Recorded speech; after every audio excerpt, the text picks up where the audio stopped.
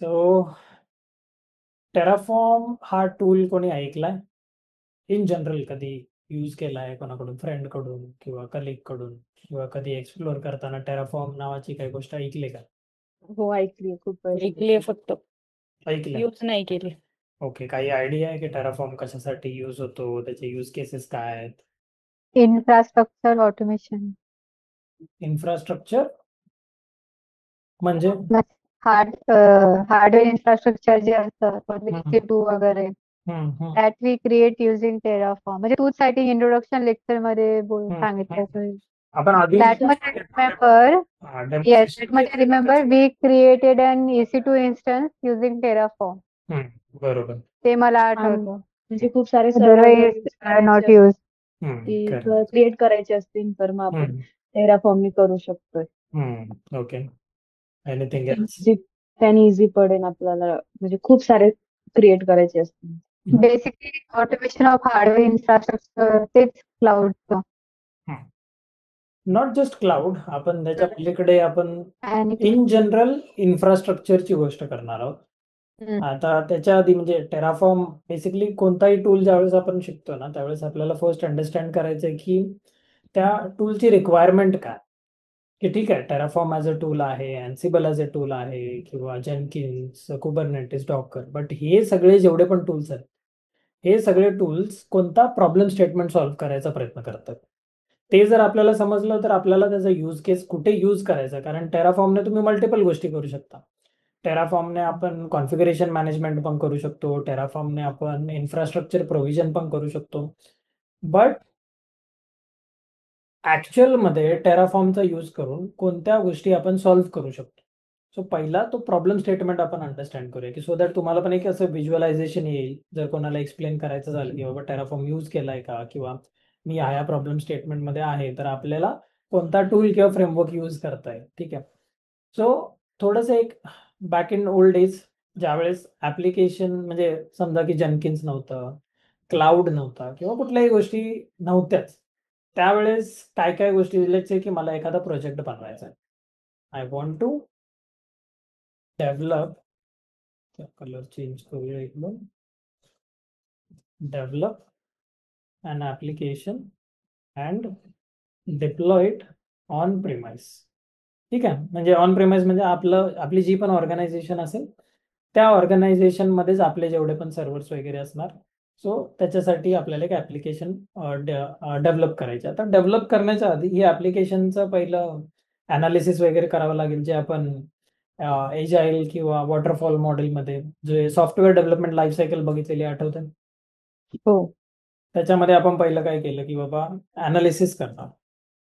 Analysis करून आपण पहिला डिसाईड करणार की ह्या ॲप्लिकेशनमध्ये कुठले कुठले फीचर्स आहेत, काय काय गोष्टी इन्व्हॉल्ड असणार आहेत. बेसिकली ॲप्लिकेशनचा डोमेन कोणता आहे, की बाबा हेल्थ आहे, फायनान्स आहे, किंवा अजून कुठला वेगळा डोमेन आहे का. सो हे सगळं झालं ॲनालिसिसमध्ये.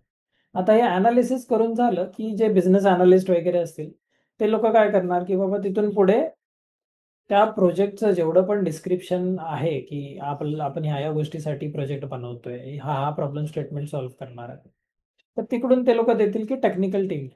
बरोबर. टेक्निकल टीम म्हणजे काय, की तुमचे CTO आले, टीम लीड्स आले, किंवा लेट्स से मॅनेजर्स आले, हे जे सगळे आहे त्यांच्याकडे तो प्रोजेक्ट हँडओव्हर केला जातो की आपल्याला हा प्रोजेक्ट बनवायचा. आता ही टेक्निकल टीम काय डिसिजन घेते की कोणत्या टाईपचं हार्डवेअर आपल्या जी पण आपण ॲप्लिकेशन ही डेव्हलप करणार आहे ना, इथे ही जी ॲप्लिकेशन आपण डेव्हलप करणार आहे, ज्याचं ॲनालिसिस आपल्याकडे आलं. आता ह्या ॲनालिसिसच्या आधारे आपल्याला ठरवायचं आहे, म्हणजे ह्या टीमला पूर्ण ठरवायचं आहे, किंवा ह्याच्यातले जे टेक्निकल टीम किंवा CTO म्हण, किंवा टीम लीड्स आहेत, किंवा मॅनेजर्स आहेत, ह्या सगळ्या लोकांना ठरवायचं आहे की कोणत्या टाईपचा हार्डवेअर आपण घेणार आहोत. ठीक आहे. कारण आपल्याला कुठला ना कुठला तरी सर्व्हर पाहिजे. बरोबर. जर एखादा आपल्याला लेट्स से की सर्व्हर जर आपल्याला घ्यायचं, तर पहिला तर आपल्याला त्याचे कॉन्फिगरेशन माहिती असायला पाहिजे. कॉन्फिगरेशन म्हणजे काय? What do you mean by configuration? Hardware parts, म्हणजे बेसिकली हार्डवेअर सॉफ्टवेअर, स्पेसिफिकेशन, किती हवी आहे, साईज, मेमरी, रॅम वगैरे. मेमरी किती एव्हरीथिंग. पाहिजे, किंवा Operating system. ऑपरेटिंग सिस्टम कोणती पाहिजे, हम्म. नेटवर्किंग रिलेटेड जे पण कंपोनंट आहेत, की म्हणजे आपल्याकडे बँडविड्थ किती आहे, किती स्पीड त्याला सपोर्ट झाली पाहिजे वगैरे वगैरे. मग ह्या सगळ्या गोष्टींचं पहिला एक इव्हॅल्युएशन होतं. हे इव्हॅल्युएशन कोण करतात, हे इव्हॅल्युएशन करतात टेक्निकल टीम. मग ही टेक्निकल टीम काय करते, ही टेक्निकल टीम जाऊन तुमच्या आय टी टीमला, जी पण आय टी टीम असेल, आय टी डिपार्टमेंट बेसिकली, त्या आय टी डिपार्टमेंटला पहिलं सांगण्यात येतं की बाबा हा सर्व्हर आपल्याला विकत घ्यायचा आहे. कोणाला सांगतो आपण, आय टी टीम. आता आय टी टीम मध्ये कोण असतात, की बाबा ऍडमिन असतात, जे फील्डवरती जाऊन सर्व्हर वगैरे विकत घेऊन येतात किंवा लॅपटॉप वगैरे विकत घेऊन येतात. जे काही जी आपली रिक्वायरमेंट असेल ती रिक्वायरमेंट आपण त्या आय टी टीमला सांगितली. मग आय टी टीम काय करते, की जेवढे पण सर्व्हर्स वगैरे क्रिएट करायचे त्याची कॉन्फिगरेशन तर दिली त्यांना, की बाबा एवढी एवढी रॅम पाहिजे, एवढी एवढी हार्ड ड्राईव्ह पाहिजे, ही ऑपरेटिंग सिस्टम पाहिजे, हे नेटवर्किंगचे कंपोनंट पाहिजे. तर मग ते लोक जातात आणि मग एखादा सर्व्हर बाय करतात. एक सर्व्हर असेल, 2 सर्व्हर असतील, 3 सर्व्हर असतील, व्हॉट एव्हर इट इज, तेवढे नंबर ऑफ सर्व्हर्स बाय करून पहिला तुमच्या ऑफिसमध्ये येणार. बरोबर. अज्युम करूया की 3 सर्व्हर आपल्याकडे आहेत आणि हे 3 सर्व्हर आता तुमच्या ऑफिसमध्ये आलेले आहेत. आता या 3 सर्व्हरवरती आपल्याला काय करावं लागेल, ऑपरेटिंग सिस्टम वगैरे इन्स्टॉल करावी लागेल. बरोबर. बरोबर आहे ना. बाय डिफॉल्ट तर तुम्हाला तर काय मिळणार नाही. जर हार्डवेअर आपण विकत घेतोय तर बाय डिफॉल्ट आपल्याला काय मिळतं का, यू टेल मी. असं नाही, फोनची गोष्ट नाही करत आहे. तुम्ही लोक बोलाल की फोनमध्ये तर सगळं मिळतं, ऑपरेटिंग सिस्टम आहे, हे ते. मी एक बेअरशेल सर्व्हरची गोष्ट करतो, कारण हे सगळे पार्ट आपण वेगळे वेगळे घेणार आहे. एका सर्व्हरमध्ये सगळे पार्ट येणार नाहीत. आपण रॅम जी आहे ती वेगळी घेणार, त्याच्यानंतर जी हार्ड ड्राईव्ह आहे ती वेगळी घेणार, मग ऑपरेटिंग सिस्टम आपण पेनड्राईव्ह मध्ये वगैरे आपल्याकडे जी ISO फाईल वगैरे असते ऑपरेटिंग सिस्टम इन्स्टॉल करण्यासाठी, ती आपल्या पेनड्राईव्ह मध्ये असेल. हार्डवेअर नेटवर्किंग रिलेटेड कंपोनंट म्हणजे काय, की वायफाय कार्ड्स असतील किंवा लॅन केबल्स असतील, त्या कितीपर्यंत बँडविड्थ सपोर्ट करतायत, की बाबा 1 Gbps आहे, 10 Gbps आहे, 100 Gbps आहे. हे सगळे वेगळे वेगळे कॉम्पोनंट आहेत. हे वेगळे वेगळे कॉम्पोनंट पहिला तुमच्या कंपनीमध्ये येऊन पहिला ते आपण असेंबल करणार, आणि असेंबल केल्यानंतर आपण त्याच्यावरती मग ऑपरेटिंग सिस्टम इन्स्टॉल केली, मग मेमरी वगैरे प्रॉपरली सगळी दाखवते का, हे सगळ्या गोष्टी तुमची आय टी टीमच हँडल करणार. बरोबर.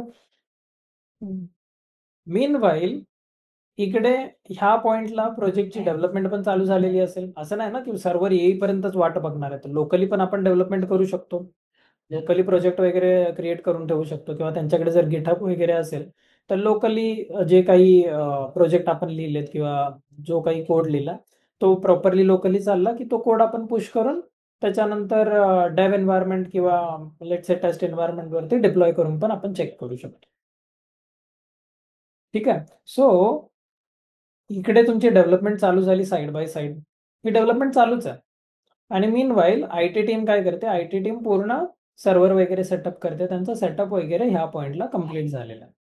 त्याच्यानंतर मग तुमची जी पण डेव्हलपमेंट केलेली ब्रांच वगैरे असेल त्या ब्रांचवरून आय टी टीमच तो कोड पुन्हा त्या पर्टिक्युलर सर्व्हरवरती डिप्लॉय करणार मॅन्युअली. कारण आपल्याकडे आपण काय अज्युम करतोय की आपल्याकडे अजूनपर्यंत कोणताही ऑटोमेटेड टूल नाहीये. इकडे सगळं काही मॅन्युअली होतंय, की बाबा जर जावाच्या कॉन्टेक्स्टमध्ये मी जर गोष्ट करतोय, फॉर एक्झाम्पल इकडे जावाच्या कॉन्टेक्स्टमध्ये जर मी बोलतो तर जावाच्या कॉन्टेक्स्टमध्ये त्याची जार फाईल असेल किंवा वॉर फाईल असेल. ठीक आहे. पायथनच्या याच्यामध्ये लेट्स से की त्याची .py किंवा जी कोणती बिल्ड केल्यानंतर जी कोणती फाईल त्याची क्रिएट होते, नाहीतर नोड जेएस जर प्रोजेक्ट आहे, नोड जेएस जर प्रोजेक्ट आहे तर अगेन त्याची जेएस फाईल आहे किंवा त्याच्या रिलेटेड HTML फाईल्स वगैरे कुठल्या पण आहेत. तर त्या सगळ्या बंडल करून त्या बंडल केलेल्या फाईल्स आपण आय टी टीमला देतो, आणि त्याच्यानंतर मग आय टी टीम काय करते की तो प्रोजेक्ट घेऊन मॅन्युअली ह्याच्यावरती डिप्लॉय करते. आता इथे प्रॉब्लेम कुठे येतोय, लेट से की इनिशियली तुम्ही जे एस्टिमेशन केलेलं, ठीक आहे, म्हणजे ह्या पॉइंटला कुठे बोलतोय मी, की ह्या पर्टिक्युलर पॉइंटला जे अनालिसिस आपल्याला दिलेलं, आपण आधी सपोर्ट करणार होतो लेट से की 1000 युजर्सना, कारण आपला क्लायंट 1000 युजरचाच होता. ठीक आहे.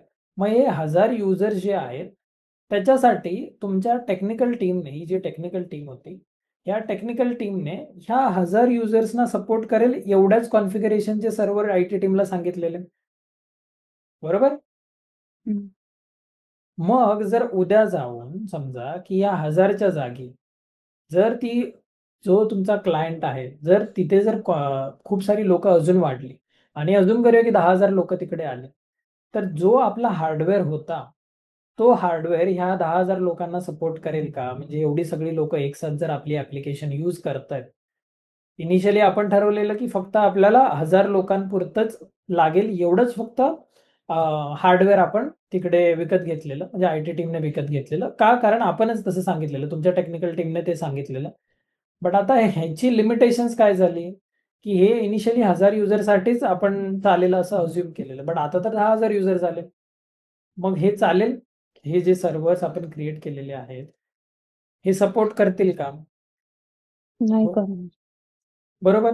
आता ह्याच जर एक्झाम्पल की आपण एक 10-12 हजार रुपयाचा फोन विकत घेतला, ठीक आहे, कमी कॉन्फिगरेशन आहे, रॅम कमी आहे, स्टोरेज कमी आहे, त्याचा जो प्रोसेसर आहे तो पण कमी आहे. सो तो जो फोन आहे त्याच्यावरती जर मी खूप हाय कॉन्फिगरेशन किंवा जर ज्याला जास्त रॅम, ज्याला जास्त सीपीयू, या सगळ्या गोष्टी लागतात, असा एखादा गेम किंवा काहीतरी जर चालवलं तर तो फोन सपोर्ट करेल का त्याला? नाही करणार. मग त्या केसमध्ये आपल्याकडे काय ऑप्शन आहे? फोन चेंज करून दुसरा फोन घ्यायचा, बरोबर. बरोबर ना. हम्म. की जर एक फोन माझी जी रिक्वायरमेंट आहे ती जर रिक्वायरमेंट माझी फुलफिल होत नाहीये तर मी माझं हार्डवेअर अपग्रेड करणार, हा. बरोबर. मग हा. इकडे पण जर समजा की हे जर हार्डवेअर आपल्याला अपग्रेड करावं लागलं, अपग्रेड म्हणजे आपल्याला माहिती आहे की हे एवढीच रॅम सपोर्ट करते, मग आपण याची रॅम अजून वाढवली, ठीक आहे. बट आता जर रॅम वाढवताना असं पण असतं की बाबा एखादा सर्व्हर एवढ्यापर्यंतच रॅम सपोर्ट करतो, एखादा सर्व्हर एवढ्यापर्यंतच हार्ड ड्राईव्ह सपोर्ट करतो. जर तसं असेल तर मग हा पूर्ण सर्व्हर आपल्याला काढून ठेवावा लागणार आणि ह्याच्या जागी आपल्याला एक नवीन सर्व्हर आणावा लागणार, बरोबर आहे. हम्म. आणावा लागेल ना, कारण तो आधीचा सर्व्हर जर आपला सपोर्टच करत नाहीये हायर कॉन्फिगरेशन, तर लॅपटॉपमध्ये पण तेच असतं की लॅपटॉप जरी आपण कन्सिडर केला तर एखाद्या लॅपटॉपमध्ये एक पर्टिक्युलर लिमिट पर्यंतच हार्डवेअरचा सपोर्ट असतो की एवढीच रॅम चालेल त्याच्यामध्ये, एवढीच हार्ड डिस्क चालेल किंवा त्याचा सीपीयू आपण अपग्रेड करू शकत नाही. हे तर लिमिटेशन्स आपल्याकडे असतातच, बरोबर आहे. हम्म. मग हो. इकडे पण तीच गोष्ट होणार की बाबा जेवढे पण सर्व्हर्स आहेत, मग ते सर्व्हर जो आधीचा सर्व्हर आहे तो तर मग वेस्ट गेला, करेक्ट आहे. तो सर्व्हर वेस्ट गेला, त्याच्यासोबत आलेली रॅम वेस्ट गेली. म्हणजे जर दुसरा आपला कुठला प्रोजेक्ट असेल तर तो त्याच्यावर चालू शकतो. बट इनिशियली जे आपण प्लॅनिंग केलेलं की बाबा आपल्याला जे 10,000 युजरसाठी जे चालणार आहे त्याच्यासाठी हे सर्व्हर्स प्रॉपर आहेत, बट हा पैसा तर वेस्ट गेला ना, कारण आपण आता नवीन सर्व्हर बाय करून आणले, करेक्ट. म्हणजे याचा मेन डिसएडव्हान्टेज काय झालं आधीच्या प्रोसेसर्स, की आपले जे रिसोर्सेस होते ते रिसोर्सेस आपले वेस्ट केले, बरोबर आहे. हो. आणि त्याच्यासोबत लेट्स से की ही जी ऍप्लिकेशन आहे ऑल ऑफ अ सडन, आता हे तर आपण जास्त युजर असतील तर, आता लेट्स से की खूप कमी युजर आहेत, आधी क्लायंटने सांगितलं की बाबा 1000 युजर असतील बट आता 100च युजर आहेत, मग काय होईल? तरी पण जे ऍडिशनल आपण पैसा टाकलेलं सर्व्हर विकत घेण्यासाठी ते पण, म्हणजे कारण तुम्ही हाय कॉन्फिगरेशनच्या गोष्टीवरती किंवा हाय कॉन्फिगरेशनच्या रिसोर्सवरती आपण कमी कॉन्फिगरेशन यूज होणारी ऍप्लिकेशन चालवतोय, बरोबर. Which is not a good thing की ते ॲडिक्वेट असलं पाहिजे. जी पण ऍप्लिकेशन आपण चालवतोय एवढ्या एवढ्या युजर्सना ती सपोर्ट होणार आहे, तर त्याच्यासाठी तेवढा ॲडिक्वेट रिसोर्स पण असला पाहिजे. रिसोर्स म्हणजे त्याचे कॉन्फिगरेशन पण असले पाहिजे, ठीक आहे. सो दोन्ही केसमध्ये एक तर आपल्याला युजर्स वाढले तर ते रिसोर्स कमी करता येत नाहीत, एक तर ते युजर्स वाढले तर रिसोर्सेस वाढवता येत नाहीत, आणि जर युजर्स कमी झाले तर ते आपल्याला रिसोर्सेस कमी पण करता येत नाहीत, कारण आपण ही जी गोष्ट आहे ती तर आता बाय करून आणली आहे आणि ती तर आपल्या आता डोक्यावरच बसणार आहे, कारण कंपनीमध्येच आहे ती. एक तर आपण सेल करू शकतो परत किंवा त्यांना रिप्लेस करू शकतो. आणि ड्युरिंग दिस टाइम हे लोक तर डेव्हलपमेंट करतायत, डेव्हलपर्स, बरोबर. इथे तर डेव्हलपमेंट चालूच आहे. बट जी डिप्लॉयमेंटची प्रोसेस आहे की लेट्स से की प्रोडक्शनवर जाण्याच्या आधीच जर क्लायंटने सांगितलं की बाबा माझ्याकडे 10,000 युजर आहेत तर मग पुन्हा सगळी प्रोसेस आपल्याला हे करावी लागेल की बाबा मॅनेजर किंवा टेक्निकल लीड टेक्निकल जो CTO असेल त्याच्याकडून पहिला अप्रुव्हल घ्या, मग IT टीमला ती रिक्वेस्ट द्या, मग परत ते सर्व्हर येणार, सर्व्हर आल्यानंतर पुन्हा हे कॉन्फिगरेशन करावं लागेल मला, बरोबर आहे गाईज? झोपले? हा बरोबर आहे. Speak up, speak up. मला वाटलं झोपले की काय मस्तपैकी आपली बोलतोय बोलतोय बोलतोय. परत ही कॉन्फिगरेशन, दॅट मीन्स आपला टाइम पण वेस्ट होणार याच्यामध्ये, हम्म. Longer deployment time. ठीक आहे, रिसोर्सेस वेस्ट गेले, डिप्लॉयमेंट टाइम पण खूप हे झाला. सो हे जे प्रॉब्लेम स्टेटमेंट होतं ना, की जे हार्डवेअरचं प्रोव्हिजनिंग ज्या वेळेस क्लाउड एन्व्हायरमेंट आलं त्यावेळेस हे सोपं झालं, कारण आपण लास्टच्या लेक्चरमध्ये पण बघितलेलं की ज्या वेळेस EC2 मला क्रिएट करायचा, तो स्ट्रेट फॉरवर्ड मी तिथे AWS मध्ये जातो, AWS मधून EC2 मध्ये जातो, EC2 मध्ये जाऊन काय की क्लिक क्लिक करून मी इमिडिएटली एक सर्व्हर स्पिन ऑफ करू शकतो. जर तो मला सर्व्हर नको आहे तर मी तो डिलीट पण करू शकतो. हे आपण लास्ट लेक्चरमध्ये ऑलरेडी बघितलेलं आहे, बरोबर? So yes. क्लाउड जेव्हा आलं, ज्यावेळेस क्लाउड आलं त्याने प्रॉब्लेम तर सॉल्व्ह केला, बट आता ह्या क्लाउडने जो प्रॉब्लेम सॉल्व्ह केला ना त्याच्यामध्ये पण काही काही ड्रॉबॅक्स आहेत. असं नाही की क्लाउडने सगळेच प्रॉब्लेम आपले सॉल्व्ह झाले. आता आपण जे पण गोष्टी क्रिएट करतो क्लाउडमध्ये त्या आपल्याला मॅन्युअलीच कराव्या लागतात, बरोबर? की ऑटोमॅटिकली म्हणजे असं बघूनच आपला EC2 इन्स्टन्स क्रिएट होत नाही ना, आपल्याला जाऊन त्या याच्यामध्ये AWS च्या कन्सोलमध्ये जाऊन तिथे पहिला EC2 मध्ये जावा, मग तिकडून मॅन्युअली क्रिएट करा, ह्या सगळ्या गोष्टी मॅन्युअलीच होतात सध्या तरी. बट त्याच्यानंतर लेट्स से की अज्युम करा की एक सर्व्हरसाठी आपण घेतलं, हेच जर ऍप्लिकेशन खूप मोठी आहे आणि त्याच्यासाठी 100 सर्व्हर आहेत किंवा 50 सर्व्हर जर मला क्रिएट करायचे, सो ह्याच्यासाठी जर ऑटोमेशन असेल तर इट इज ऑलवेज बेटर. आता काल आपण जे बघितलं की EC2 क्रिएट करणं, ती जी प्रोसेस आपण एंटायर प्रोसेस जी फॉलो केली त्याच्यामध्ये खूप साऱ्या गोष्टी आहेत. त्याच्यामध्ये पहिलं आपल्याला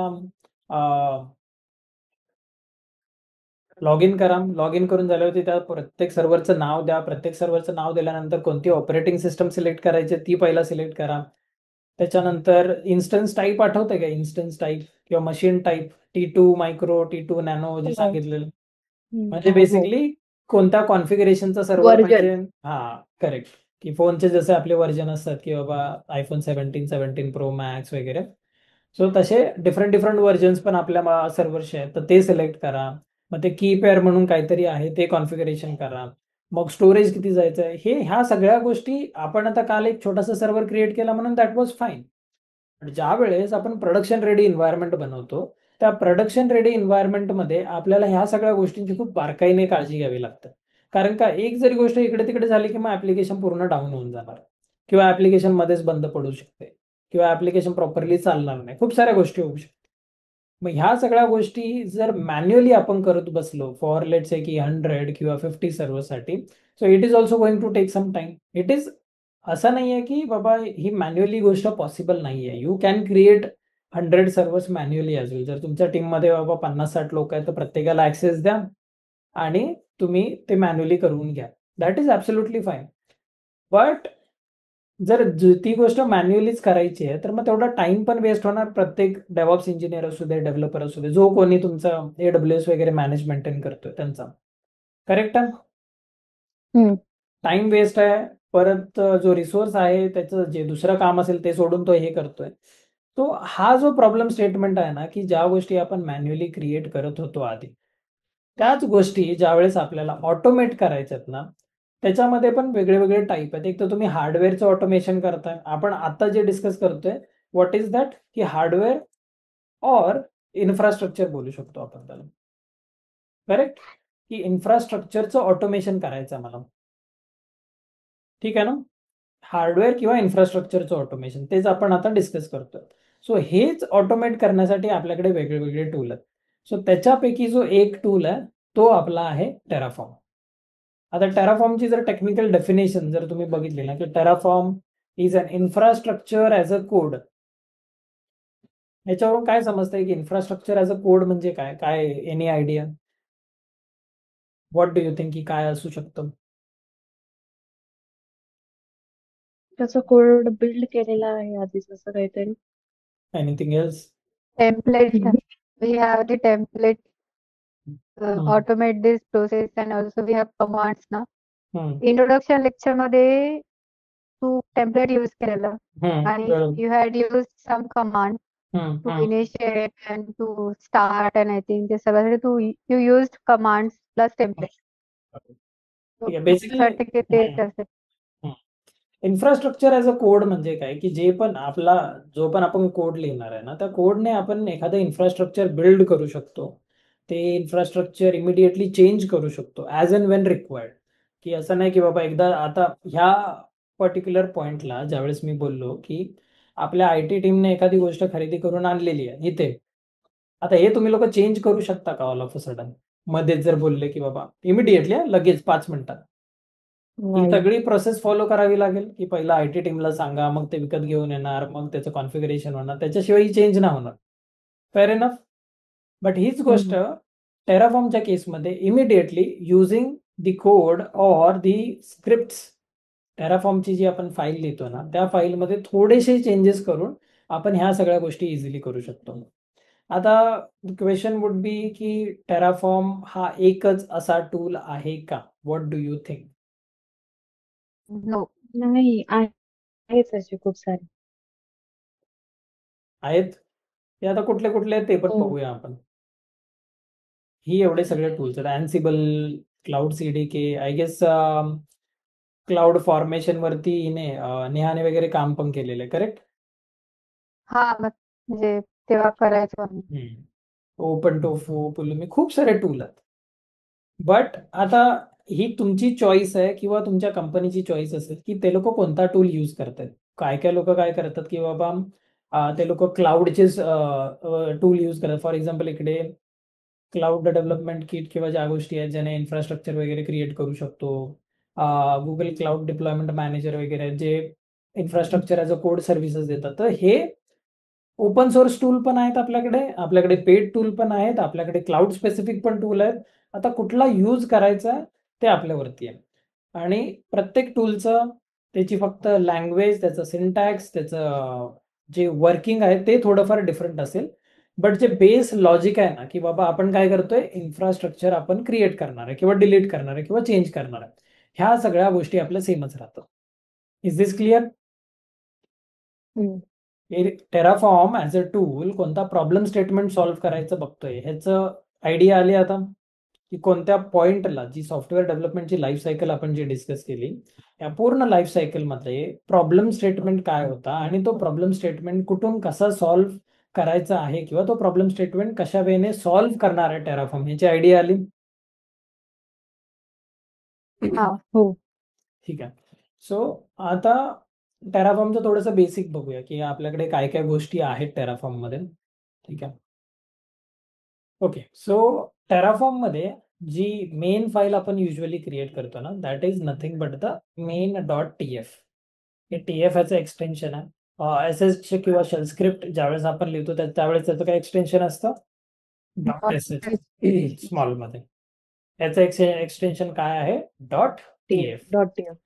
आता जेवढे पण रिसोर्सेस तुम्हाला क्रिएट करायचे, काल आपण एक गोष्ट बघितलेली की रिसोर्स म्हणजे काय. रिसोर्स म्हणजे ज्या आपण हार्डवेअर रिलेटेड, सॉफ्टवेअर रिलेटेड ज्या पण गोष्टी आपण एखाद्या क्लाउड एन्व्हायरमेंटमध्ये बनवणार आहे त्याला आपण रिसोर्स बोलतो, बरोबर? सो आता इकडे पण सेम गोष्ट आहे की इकडे रिसोर्स नावाचा एक ब्लॉक आहे. हा याचा सिंटॅक्स आहे.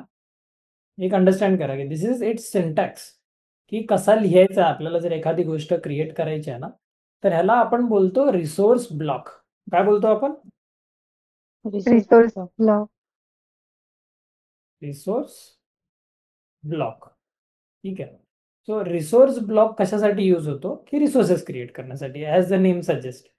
आता हे रिसोर्सेस कुठे क्रिएट करू शकतो आपण? इधर तुम्ही लोकली क्रिएट करू शकता किंवा तुम्ही एखाद्या क्लाउड एन्व्हायरमेंटमध्ये, म्हणजे ज्या पण कंपनीज किंवा जिकडे पण इन्फ्रास्ट्रक्चर रिलेटेड ज्या पण गोष्टी आहेत ना, त्या गोष्टी क्रिएट करण्यासाठी रिसोर्स ब्लॉक तुम्हाला यूज होऊ शकतो. त्याच्या आधी आता इकडे जर तुम्ही बघितलं, ही मी जे डबल कोट करून जे दिले, आपल्या फॉरवर्ड स्लॅश करून जे दिलं ना, ह्याला आपण बोलतो कमेंट. ह्याच्याशी एक जर म्हणजे बेसिकली याची इन्फॉर्मेशन जर मला द्यायची असेल ना की this is the resource block. म्हणजे जर दुसरा कोणी हा कोड रीड करतोय तर त्याला समजेल, त्याच्यासाठी मी ही कमेंट देतो ह्याच्यासाठी. मग कमेंटचे पण दोन टाईप आहेत, एक तर सिंगल लाईन कमेंट देऊ शकता जी आपण इकडे दिलेली आहे, आणि जी मल्टी लाईन कमेंट देऊ शकतो ती आपण अशा प्रकारे देऊ शकतो ह्याच्या आतमध्ये. लेट्स से की this is the resource block. ही मल्टी लाईन कमेंट झाली. सो आपण काय काय बघितलं आतापर्यंत, की एक सिंगल लाईन कमेंट अशा प्रकारे देऊ शकतो, मल्टी लाईन कमेंट अशा प्रकारे देऊ शकतो, आणि हा आपला आहे एक रिसोर्स ब्लॉक. काय आहे आपला? Resource block. ब्लॉक. आता या रिसोर्स ब्लॉकचा सिंटॅक्स काय ते पहिला अंडरस्टँड करा, की पहिला तर त्याचं नाव येतं, बिकॉज रिसोर्स हे तर हार्ड कोडेडच राहणार, this is not going to change. त्याच्यानंतर हा जो आहे ना, ह्याला आपण बोलतो प्रोव्हायडर.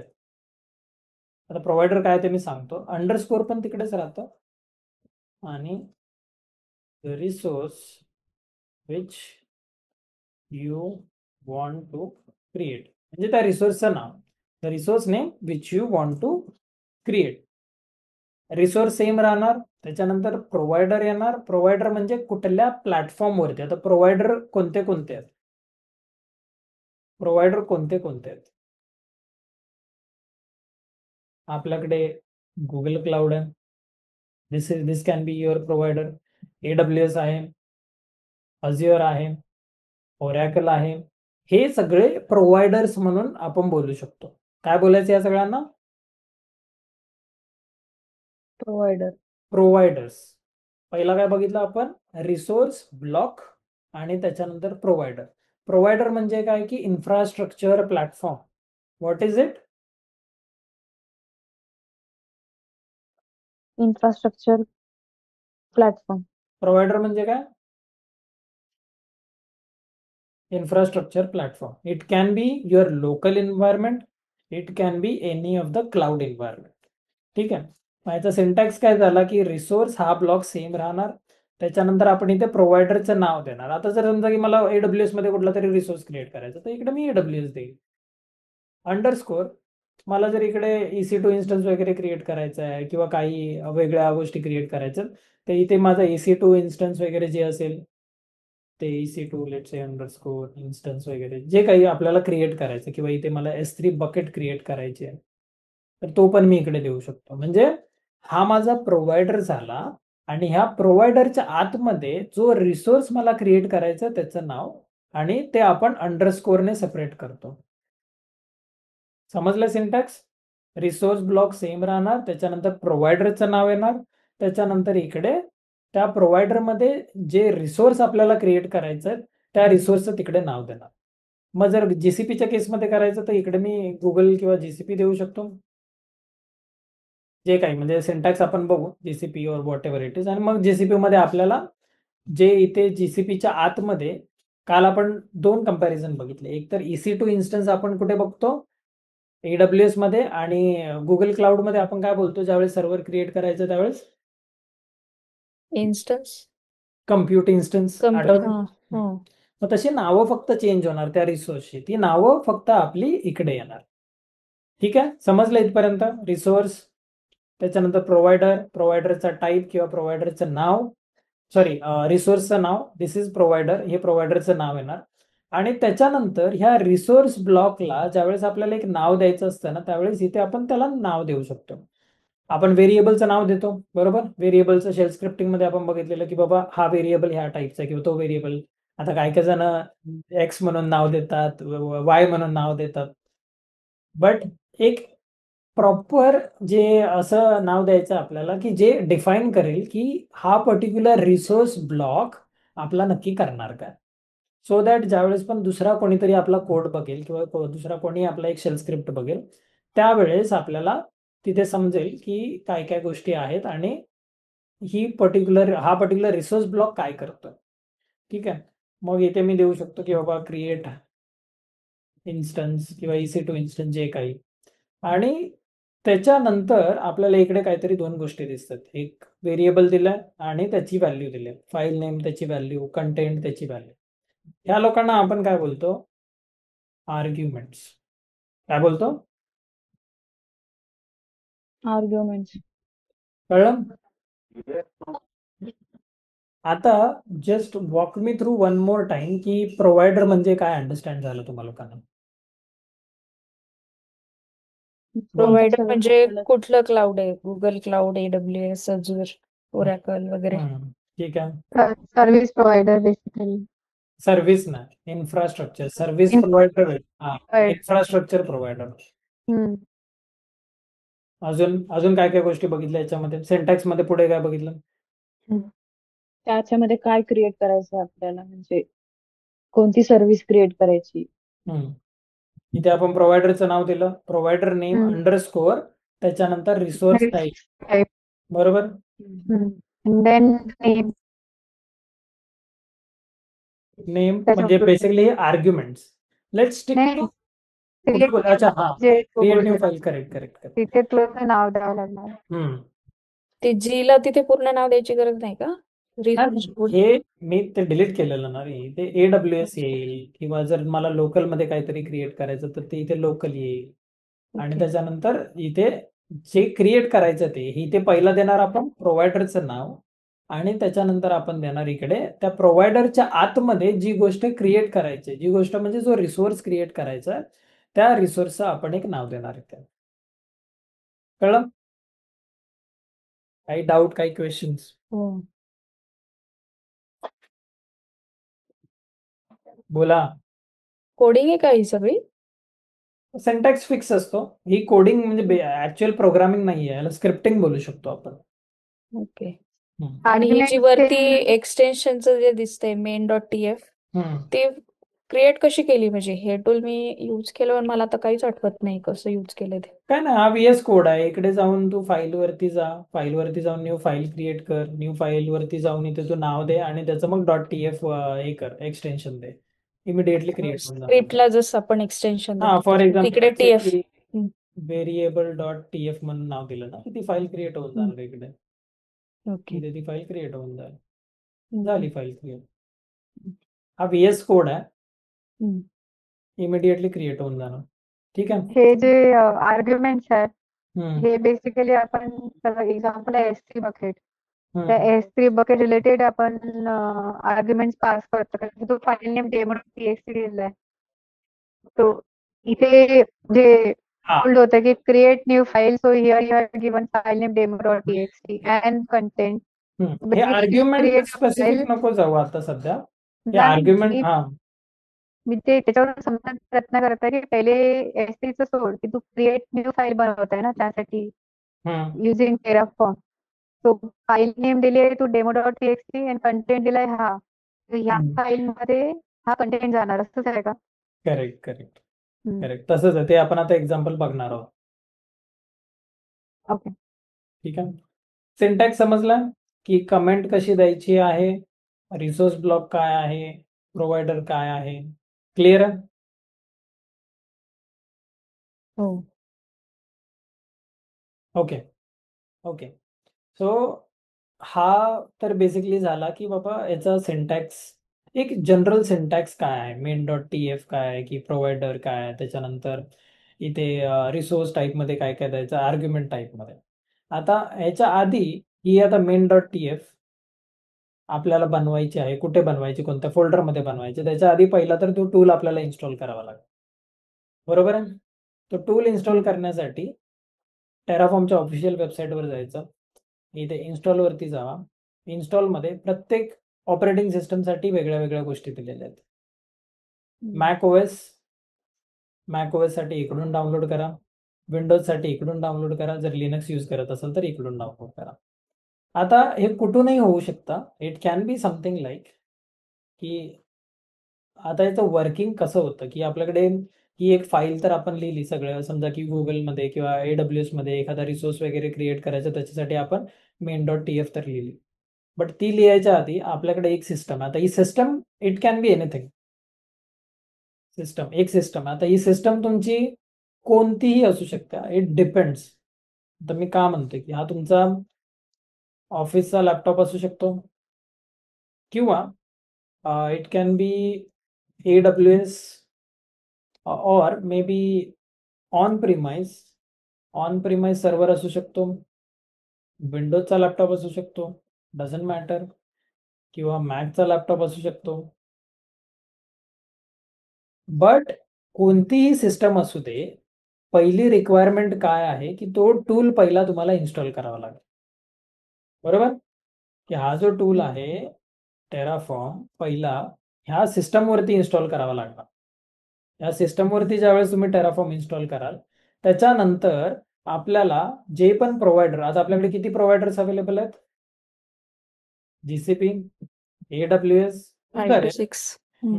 खूप सारे प्रोव्हायडर्स आहेत. जर आपण टेराफॉर्म प्रोव्हायडर सर्च केलं ना, टेराफॉर्म प्रोव्हायडर्स मध्ये गेलो ना, तर खूप सारे प्रोव्हायडर्स आहेत. आणि प्रोव्हायडरचे वेगवेगळे टाईप पण आहेत. सेदेस ऑफिशियल आहे, पार्टनर आहे, कम्युनिटी. जे ऑफिशियल वाले जे आहेत ना, जे टेराफॉर्म ऑफिशियली सपोर्ट करतं, तर AWS आहे, अज्युअर आहे, गुगल क्लाउड प्लॅटफॉर्म आहे, कुबरनेटिस आहे, आणि ह्या सगळ्या बाकीच्या गोष्टी आहेत त्याच्यामध्ये काय काय आहे ते. त्याच्यानंतर जे पार्टनर म्हणजे थर्ड पार्टी जे आहेत ना, जे अलिबाबा क्लाउड आहे, ओरॅकल इन्फ्रास्ट्रक्चर, आणि त्याच्यासोबत अजून थोड्याफार गोष्टी इकडे ऍड झाल्या. आणि तिसरा टाईपचा प्रोव्हायडर आहे कम्युनिटी प्रोव्हायडर. आता कम्युनिटी प्रोव्हायडर म्हणजे काय, की आपल्यासारखे जे डेव्हलपर्स वगैरे असतात त्या लोकांनी स्वतःचे प्रोव्हायडर्स बनवून इकडे टाकलेले असतात. ते खूप कमी वेळेस आपण यूज करतो. मोस्ट ऑफ द टाइम आपण AWS, अज्युअर, गुगल प्लॅटफॉर्म, कुबरनेटिस हे वालेच फक्त प्रोव्हायडर यूज करतो जास्त करून. कधी कधी जर तुम्ही ओरॅकलमध्ये काम करत असाल तर ओरॅकल यूज कराल, किंवा अलिबाबा क्लाउड असेल तर अलिबाबामध्ये कराल. But most of the time आपण ऑफिशियल प्रोव्हायडर्स यूज करणार. सो हे जे प्रोव्हायडर्स आहेत ना, हे प्रोव्हायडर्स पण आपल्याला टेराफॉर्मचा हा टूल तर इन्स्टॉल झाला, मग ह्या टूल सोबत आपल्याला त्या प्रोव्हायडरची कॉन्फिगरेशन पण करावी लागते. Configuration of provider. आता हे कसं? Using AWS with Terraform. हे जर तुम्ही केलं ना, त्यांच्या ऑफिशियल वेबसाईटवरती पण मिळून जाईल. डॉक्युमेंटेशन पहिली वाचायची. काही झालं पहिला डॉक्युमेंटेशन, की इथे टेराफॉर्म दिलंय, क्रिएट इन्फ्रास्ट्रक्चर वगैरे, इथे इन्स्टॉल वगैरे केलं आपण सगळं, टेराफॉर्म वगैरे इन्स्टॉल झाला. मग टेराफॉर्मची कमांड रन केल्यानंतर मग आपल्याला समजेल की प्रॉपरली सगळं चालतंय, म्हणजे टेराफॉर्म इन्स्टॉल्ड आहे. त्याच्यानंतर जर मला AWS सोबत टेराफॉर्म वापरायचा, किंवा AWS वर जर एखादी गोष्ट क्रिएट करायची, तर मग इथे पण सगळ्या स्टेप्स दिलेल्या आहेत आपल्याला. सेम स्टेप्स फॉलो करायच्या, की बाबा पहिलं CLI इन्स्टॉल केली, त्याच्यानंतर AWS ची CLI इन्स्टॉल केली. आता AWS ची CLI आपण अजूनपर्यंत बघितलेली नाही, वी विल सी दॅट. ठीक आहे. Neha, for you I think we have seen it already, right? So you can हो. go ahead and configure this thing. But for Pallavi and Rashi, we have not seen that yet. So तिकडे जाऊन ह्या सगळ्या गोष्टी install केल्या की मग automatically तुमचं टेराफॉर्म तिकडे कॉन्फिगर होतं AWS सोबत. Is this clear? आता हे कसं किंवा कुठे कॉन्फिगरेशन झालं हे व्हेरीफाय करण्यासाठी ज्यावेळेस तुम्ही टेराफॉर्म CLI इन्स्टॉल कराल ना इकडून, त्यावेळेस पहिलं जायचं टर्मिनलवरती. फॉर एक्झाम्पल लेट्स से की मी ओपन करतो टर्मिनल. ठीक आहे, टर्मिनल हा झाला माझा टर्मिनल. या टर्मिनलवरती यायचं आणि टेराफॉर्म आणि एंटर करायचं. हे जर असं अशा टाईपमध्ये जर काही आउटपुट येत आहे ना, टेराफॉर्म कमांड नॉट फाउंड जर आलं, दॅट मीन्स टेराफॉर्म इन्स्टॉल्ड नाहीये. बट असं काही जर आउटपुट आलं, किंवा जर तुम्हाला व्हर्जन देखील बघायचं आहे ना, तर टेराफॉर्म हायफन व्हर्जन आहे की हायफन आहे, हा ठीक आहे. टेराफॉर्म व्हर्जन रन केलं ना, ही कमांड रन केली की आपल्याला प्रॉपरली इकडे तो व्हर्जन दाखवतो. दॅट मीन्स टेराफॉर्म इन्स्टॉल झाला. ठीक आहे. आता मला AWS इन्स्टॉल झालंय की नाही बघायचं, तर AWS पण जर मी CLI प्रॉपरली इन्स्टॉल केली ना, इकडून जावं, इकडे जायचं, AWS वर काम करतोय तर AWS ची CLI पण इकडून तुम्हाला मिळेल. CLIचं पण काही डिफिकल्ट नाहीये, it is a straight forward installation. जर तुम्हाला खूप डिफिकल्ट वाटत असेल तर इट इज नॉट.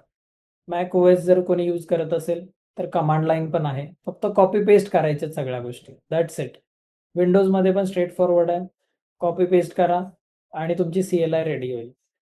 त्याच्यानंतर फक्त AWS कॉन्फिगर म्हणून नावाची कमांड आहे, AWS कॉन्फिगर, ती आपण बघू पुढच्या लेक्चर्समध्ये की कशी रन करायची. AWS कॉन्फिगर केलं की तिथे ऍक्सेस की वगैरे टाकायचे असतात, जेणेकरून आपली जी लोकल सिस्टम आहे ती आणि AWS मग कनेक्ट होतो. मग विदाउट युझिंग AWS चा कन्सोल, काल Rashi and Pallavi, if you remember, we were connecting to the machine, आणि त्या मशीन मध्ये आपण 4 ऑप्शन बघितलेले, जिथे मला पल्लवीने विचारलेलं की हे बाकीचे ऑप्शन्स काय आहेत म्हणून. आठवतंय? हो तिथे हो SSH चा एक ऑप्शन होता. SSH होतं हो हा. सो ते तसंच डॉट पेम एक होतं हा की करेक्ट. पेअरच्या तिथे सो ते जे ऑप्शन्स आहेत ना, हे AWS आपण लोकली कॉन्फिगर केलं ना, की ऑटोमॅटिकली AWS तुला without using your AWS console, you can use command line and you can connect to your AWS. ठीक आहे. सो हे इन्स्टॉलेशन आपण बघूया नंतर कसं करायचं, काय करायचं. ठीक आहे. So coming back to our discussion. So आपण काय बोललो की पहिला टेराफॉर्म टूल इन्स्टॉल करायचा, त्याच्यानंतर जो पण प्रोव्हायडर आपण यूज करणार आहे त्या प्रोव्हायडरचं पहिला कॉन्फिगरेशन करावं लागेल, आणि हे कॉन्फिगरेशन कुठून करणार आपण? टेराफॉर्मच्या ऑफिशियल वेबसाईटवर. बरोबर? हो राईट. ठीक आहे. आता हे कॉन्फिगरेशन तर झालं. मग आता ही जी सिस्टम आहे ना, ज्या सिस्टमवरती, इट कॅन बी एनिथिंग, तुमच्या ऑफिसचा लॅपटॉप और on premise server, Windows laptop, Mac laptop और एनी अदर सिस्टम, मग ती सिस्टम त्या पर्टिक्युलर प्रोव्हायडर सोबत कम्युनिकेट करायला चालू होते. कम्युनिकेट करायला म्हणजे जी आपण main.tf इकडे लिहिली ना, किंवा ही main.tf जी आपण फाईल बनवली, त्याच्यामध्ये ज्या आपण जर इथे AWS यूज करतोय, मी AWS यूज करतोय, तर हे AWS ज्यावेळेस मी यूज करेन त्यावेळेस ऑटोमॅटिकली ही जी मशीन आहे ना, ही मशीन ऑटोमॅटिकली कम्युनिकेट करायला चालू करते आणि ते रिसोर्सेस क्रिएट करते. समजलं? अच्छा म्हणजे तो मी मागाशी क्वेश्चन केला होता तो त्याचा आन्सर आहे येस येस. की ह्या सगळ्या गोष्टी तुला आधी इनिशियली कराव्या लागणार, की पहिला तुझ्या हम्म. सिस्टम मध्ये तुला Terraform as a tool install करायचा, त्याच्यानंतर तो प्रोव्हायडर कॉन्फिगर करायचा. जर तुला माहिती आहे की तू AWS वरच काम करणार आहेस, तर you install the AWS provider only. मग GCP वाला करायची गरज नाहीये. ठीक आहे. मग AWS चा प्रोव्हायडर इन्स्टॉल केला, दिस प्लस दिस दोघांचं व्हर्जन मी लोकली चेक केलं की AWS इन्स्टॉल्ड आहे का, टेराफॉर्म इन्स्टॉल्ड आहे का, आणि ते इन्स्टॉल झाल्यानंतर ज्यावेळेस मी main.tf मध्ये माझा कोड लिहेन त्यावेळेस it will automatically start talking to the AWS. Clear आहे? हेच जर GCP साठी करायचं असेल तर हा प्रोव्हायडर चेंज कर, त्या प्रोव्हायडर मध्ये GCP इन्स्टॉल कर. Azure साठी करायचं तर Azure वाला प्रोव्हायडर इन्स्टॉल कर. क्लिअर आहे? हो. नाव कमिंग बॅक, की आपण main.tf इकडे क्रिएट केले, त्याच्यामध्ये आपण बघितलं की सिंगल लाईन कमेंट कशी द्यायची आहे, मल्टी लाईन कमेंट कशी द्यायची. ठीक आहे. सो आता एक आपण छोटंसं एक एक्झाम्पल घेऊया की प्रोव्हायडर आपण लोकल ठेवूया. मी आता सध्या क्लाउडमध्ये जात नाहीये. प्रोव्हायडर कोणता ठेवूया आपण? लोकल. कारण लोकल लोकल पण एक हार्डवेअर आहे. लोकल मशीन म्हणजे माझा स्वतःचा लॅपटॉप. बरोबर आहे ना? लोकल बरोबर. ज्यावेळेस मी बोलतोय त्यावेळेस लोकल पण एक हार्डवेअरच आहे ना, की माझ्याकडे एक हार्ड ड्राईव्ह आहे, त्याच्यामध्ये रॅम आहे, म्हणजे तो पण एक हार्डवेअरच झाला. तर त्याच्यामध्ये मी काय बोलतो की ही मी इकडे कॉपी पेस्ट परत लिहूया आपण हा रिसोर्स ब्लॉक. ठीक आहे. इकडे लोकलवाल्या प्रोव्हायडरवरती रिसोर्स, आता इथे 2 गोष्टी देतो, तो ऑटोमॅटिकली देतो. तर इथे मी काय करतो, लोकल फाईल. आता हा पहिला पार्ट काय आपण बघितलेलं, what is this? Provider provider आहे. बरोबर. लोकल हा आपला प्रोव्हायडर झाला. दुसरा पार्ट काय? त्यात आपल्याला काय करायचं Resource त्याचं type. Resource type. बरोबर. आणि त्याच्यानंतर नाव, की लेट्स से की क्रिएटिंग न्यू फाईल म्हणून. ठीक आहे. आणि त्याच्या आतमध्ये ह्या पर्टिक्युलर फाईल किंवा ह्या पर्टिक्युलर रिसोर्सला जे पण सपोर्टेड आर्ग्युमेंट आहेत ना, ते मला द्यायचं. मग आता फाईल जर बनवायची तर त्याचं फाईल नेम द्यावं लागेल.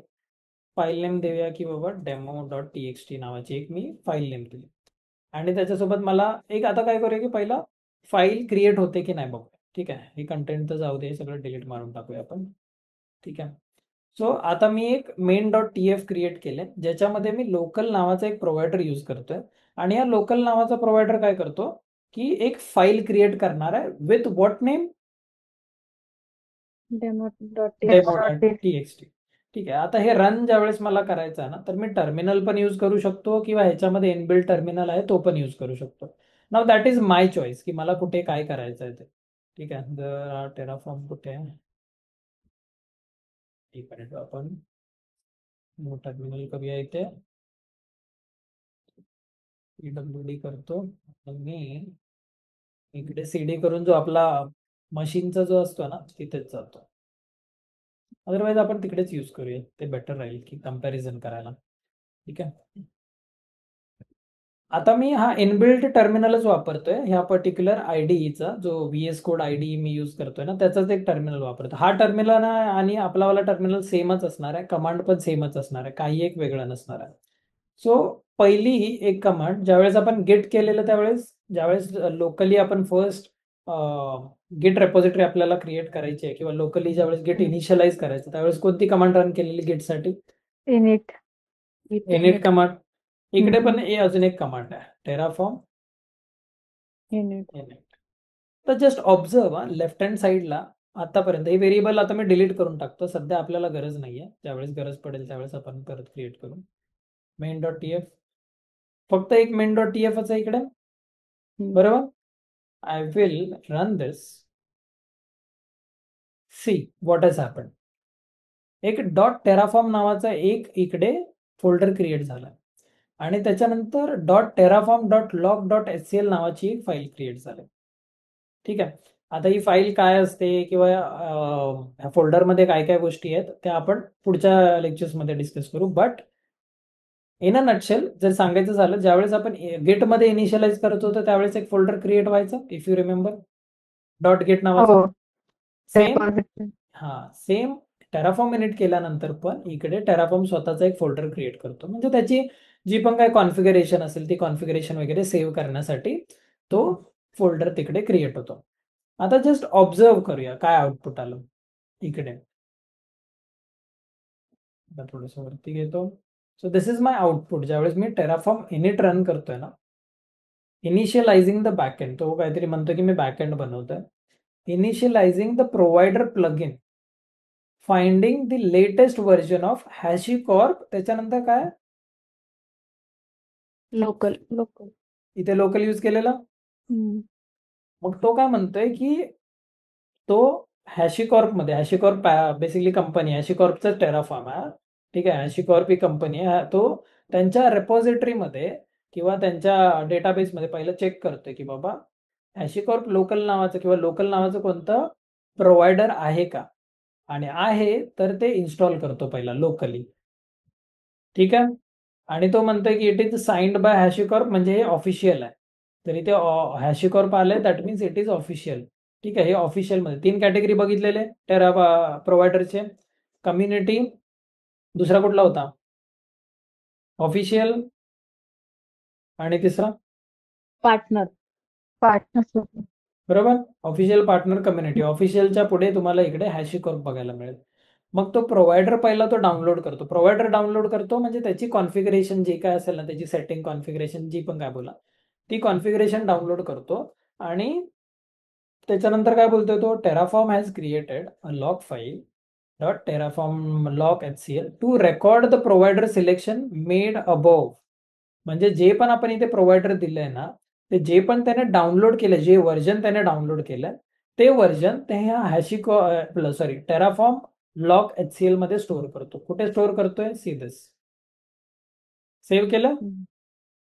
हे टेराफॉर्म स्वतःहून यूज करण्यासाठी या फ्युचरमध्ये त्याला लागणार आहे, त्याच्यासाठी हे ते सेव्ह करून ठेवतंय लोकली. ज्यावेळेस आपण गेट इनिट ना टेराफॉर्म इनिट नावाची कमांड रन करतो त्यावेळेस त्याने ही फाईल बनवली आणि ह्या फाईलमध्ये तो प्रोव्हायडर पण मेन्शन केला की सध्या गेट इनिट केल्यानंतर हा प्रोव्हायडर यूज होतो. तर त्याने एकच टाइम त्याने डाउनलोड, म्हणजे ह्या पहिल्या टाइमला त्याने डाउनलोड केला आणि नंतर बोलतोय की टेराफॉर्म हॅज सक्सेसफुली इनिशियलाइज, आणि मग पुढच्या कमांड बोलतोय की प्लॅन करा किंवा ज्या काही असतील त्या कमांड. आता इकडे क्लिअर नाही करत आपण, टेराफॉर्म इनिट पुन्हा रन, सी व्हॉट हॅपन्स. इथे काय लिहिलं, ही 2 लाईनी वाचा आणि मला सांगा. बाकीचं सगळं सेम आहे, फक्त या 2 लाईनी चेंज झालेत. इथे काय होतं आधी पहिला हे ऑब्झर्व करा. इन्स्टॉलिंग.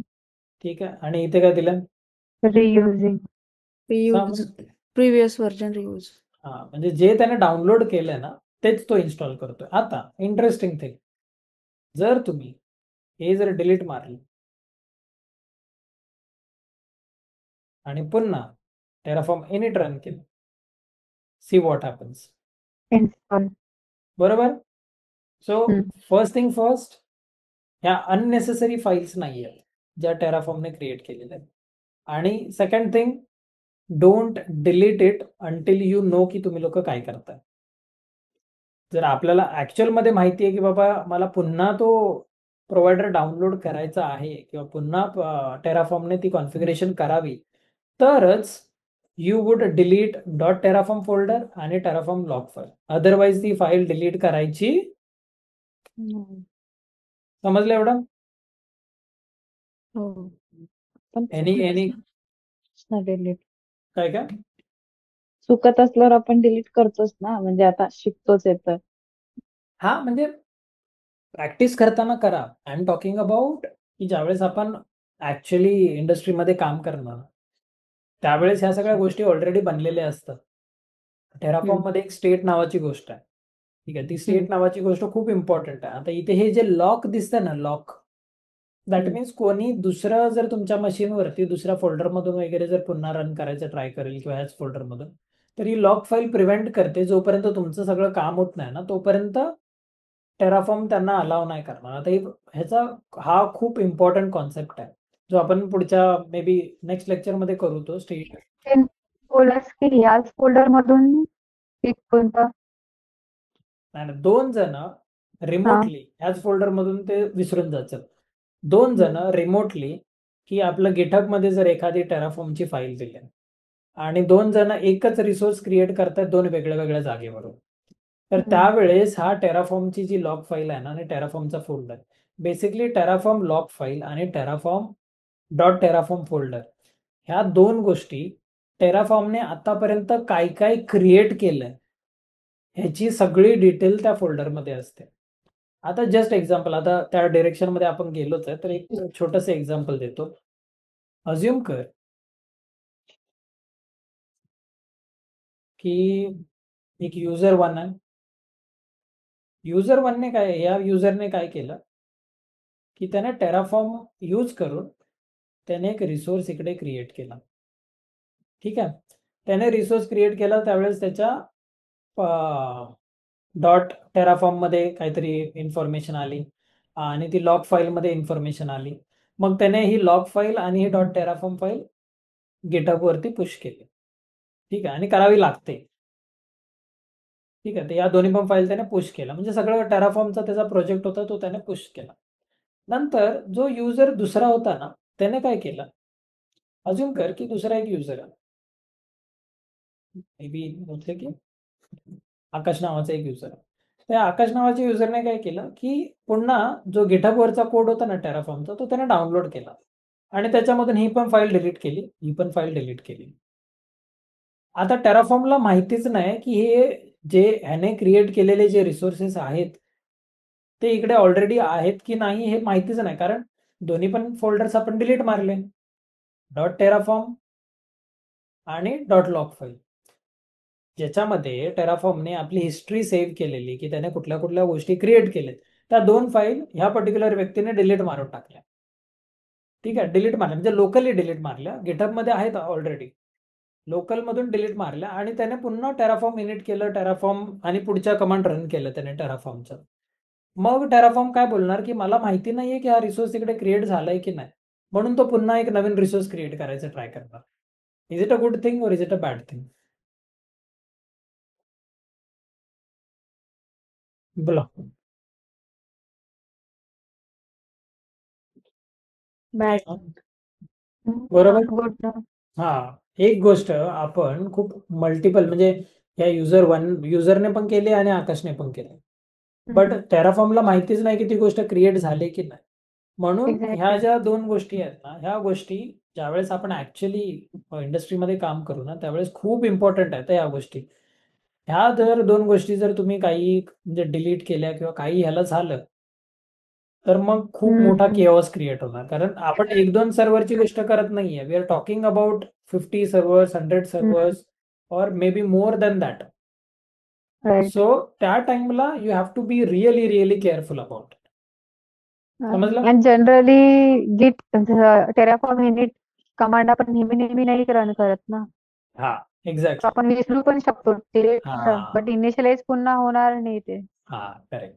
सो दॅट आणि यू आर टेलिंग अस की हे ज्या फाईल आहे याच्यामध्ये सगळं स्टोअर करतो, तर येस. आपण ही जर डिलीट केली तर त्याला पुढे टेराफॉर्म आपल्याला वॉर्निंग देणार पण नाही. हा की पुढे ब्लँक नंतर ब्लँक स्लेट होईल. एक मग पुन्हा छोटंसं टेराफॉर्म इनिट करा, मग पुन्हा टेराफॉर्मच्या पुढच्या कमांड रन करा. So right. त्याच्या वेळेस तो पुन्हा नवीन सगळं क्रिएट करायला चालू करेल. जर हे ट्राय मी करायचं ना गेट वरती, तर डॉट हम्म. गेट नावाची फाईलच डिलीट मारून टाकायची आणि मग गेट पुश करायचं किंवा गेट कमिट करायचं ट्राय करा.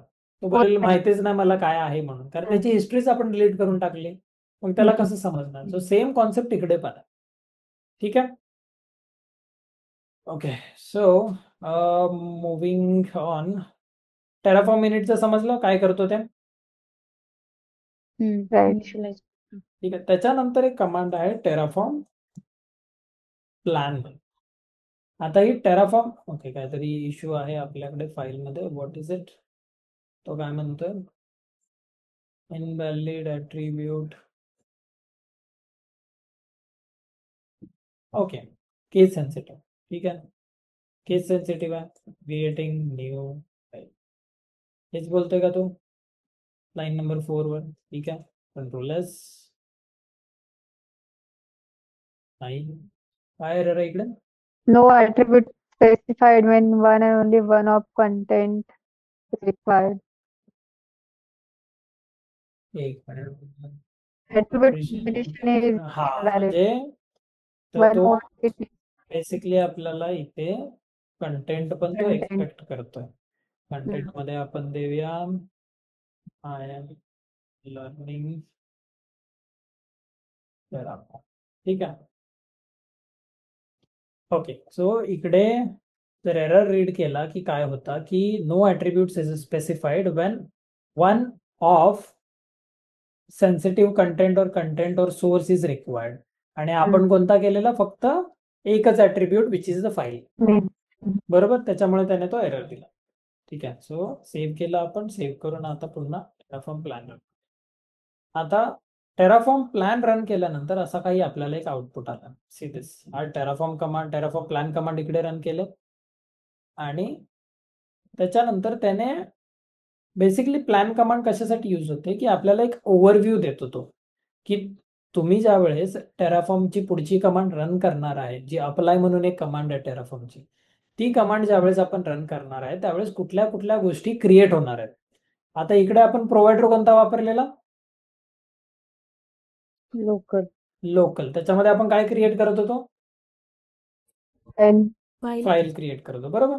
मग सेम इन्फॉर्मेशन तो इकडे पण देणार. सी दिस की रिसोर्स लोकल फाईल. त्याच्यामध्ये तो म्हणतोय की कंटेंट हा जाणार आहे आणि त्या फाईलची परमिशनच्या गोष्टी माहिती आहेत ना? 07777 म्हणजे एव्हरीथिंग. युजरला पण सेम परमिशन, अदर युजर्सला पण, ग्रुपला पण आणि ओनरला पण. आठवतं ना? हो. आणि त्याच्यानंतर फाईल नेम. आता इकडे हे जे आहेत ना हे ॲडिशनल पॅरामीटर्स आहेत जे हा पर्टिक्युलर रिसोर्स ब्लॉक सपोर्ट करतो. पाहिजे तर आपण हे सगळे पॅरामीटर पण देऊ शकतो की आयडी काय द्यायचं आहे किंवा काय. बट आपण फक्त दोनच आर्ग्युमेंट इकडे यूज केलेत विच इज फाईल नेम आणि कंटेंट. परमिशन पण स्पेसिफिकली मेन्शन करू शकतो. इथे डिरेक्टरी परमिशन पण आहे. जर आपल्याला ह्या जी फाईल क्रिएट होणार आहे त्या फाईलला एक स्पेसिफिक परमिशन द्यायची आहे तर ते सुद्धा आपण करू शकतो.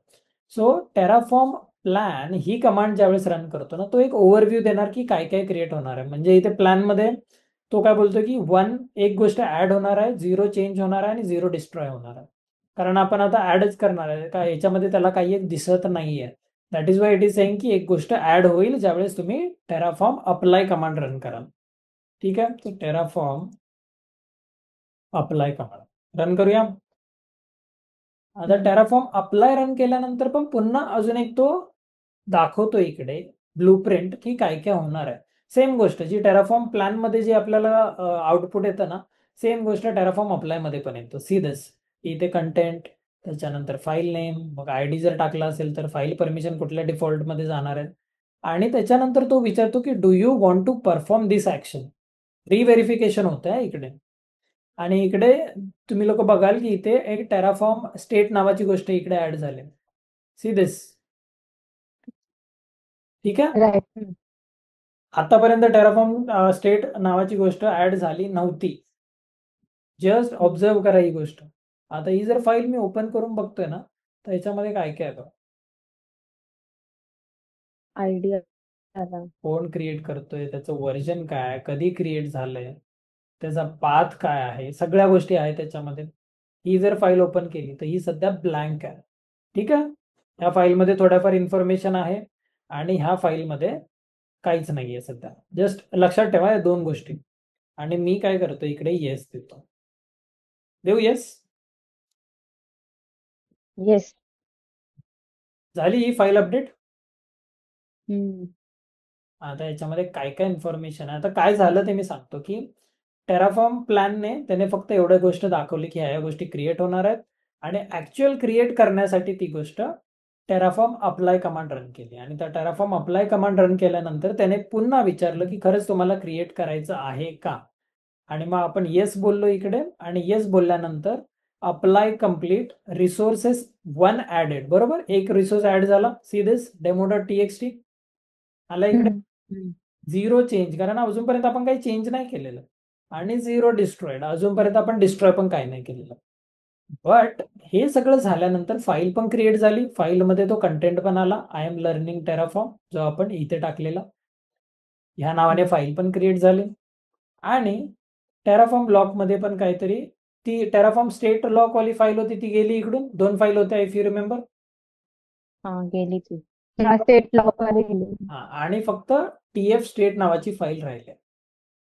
आता TF स्टेट नावाची फाईल ज्यावेळेस इकडे आपण बघू ना, जेवढी पण इन्फॉर्मेशन आहे ती इन्फॉर्मेशन याच्यामध्ये सेव्ह होते. मी मेन्शन केलेलं ना की स्टेट नावाची गोष्ट आपण एक बघणार आहोत म्हणून. सो ही जी फाईल आहे ना, ही फाईल जर आपण डिलीट केली ना, की टेराफॉर्मची मेमरी वाईप आउट केल्यासारखं झालं. की टेराफॉर्मला कळतच नाही की अरे मागची हिस्ट्री काहीच नाहीये. .git जसा फोल्डर आपण डिलीट करतो ना, आणि गिटहबला गिटला काही कळतच नाही की बाबा गिट कुठे आहे किंवा काय.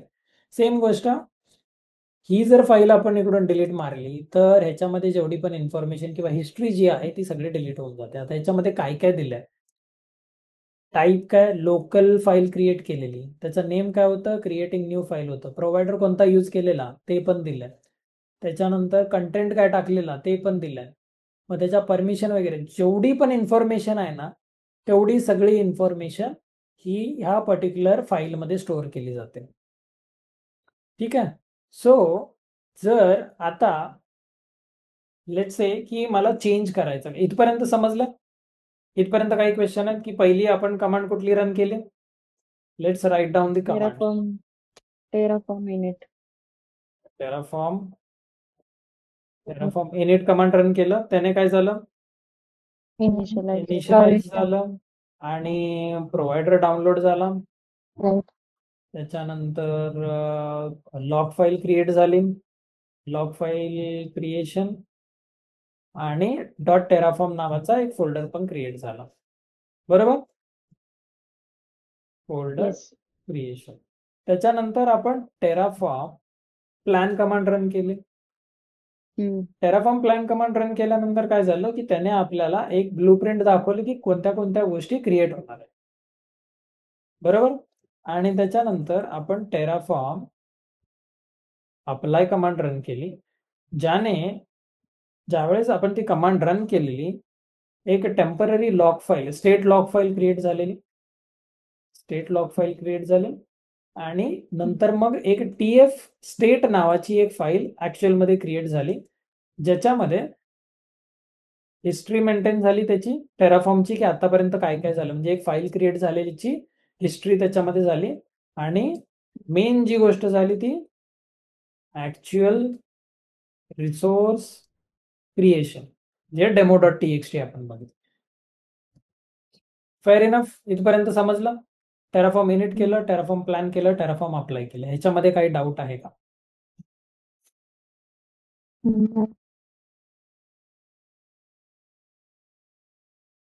एव्हरीवन समजलंय की याच्यामध्ये काही डाऊट आहे? क्लिअर? प्लॅन मध्ये टेम्पररी क्रिएट होते ना? नाही, टेराफॉर्म प्लॅन मध्ये टेम्पररी फाईल नाही क्रिएट झालेली, टेराफॉर्म अप्लाय मध्ये झालेली. टेराफॉर्म TF स्टेट बरोबर आणखीन एक फाईल झाली ती अप्लायच्या वेळेसच झाली होती का? ट्राय करूया. आपल्याच्या वेळेस लेट्स डिलीट होती ती. Let's delete everything. Yes. ठीक आहे, केल्याच्या नंतर ते केली. पुन्हा ऑब्झर्व करूया. चलो डिलीट करतो सगळ्या गोष्टी. Move to trash. ठीक आहे.